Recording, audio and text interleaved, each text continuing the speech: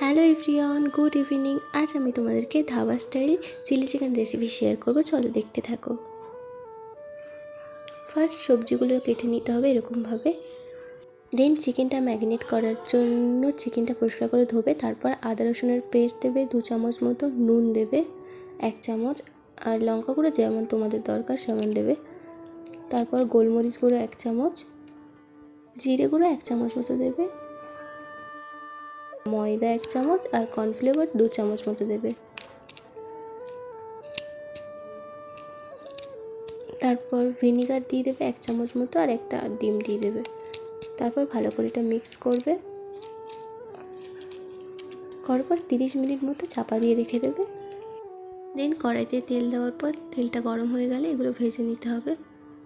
বেশি deep fry করার দরকার নেই, একটু হালকা ফ্রাই করে নেবে। দেখতেই পাচ্ছ এরকমভাবে ফ্রাই করে নেবে। তারপর কড়াইতে তেল, পেঁয়াজ, একটা শুকনো লঙ্কা, আদা রসুনের পেস্ট দিয়ে আর একটু চিলি সস দিয়ে ভালো করে ভাজা ভাজা করে নিতে হবে। তারপর সবজিগুলো সব ঢেলে দিতে হবে, এগুলো একটু ভাজা ভাজা করে নিতে হবে। দেন 2 চামচ টমেটোর সস, 1 চামচ সয়া সস, 1 চামচ নুন, 1 চামচ ভিনিগার দিয়ে ভালো করে ওটা ফ্রাই করে নিতে হবে। তারপর পকোড়াগুলো দিয়ে ভালো করে ওগুলো মিশিয়ে একটু জল দিয়ে ফুটিয়ে নিতে হবে। জল দিয়ে ভালো করে ফুটিয়ে নেওয়ার পর দিয়ে দিতে হবে কর্নফ্লেক্স দেওয়ার পরে দেখবে গ্রেভিটা অনেকটা ঘন হয়ে গেছে। তারপর চিনি আর কাসুরি মেথি উপর থেকে ছড়িয়ে দিলেই তোমার dhaba style chilli chicken ready হয়ে যাবে।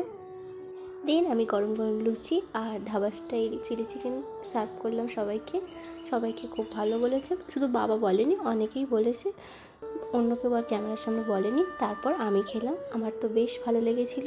আর তোমাদের রেসিপিটি কেমন লাগলো জানিও। দেখা হবে আবার একটি পরের ভিডিওতে।